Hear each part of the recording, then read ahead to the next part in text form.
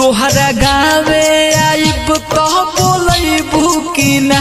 हमके एक लोटा पानी पियबू कि ना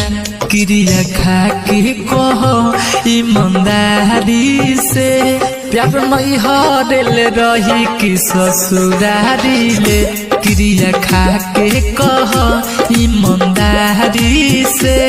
प्यार नहीं हरल रही कि ससुरारी ले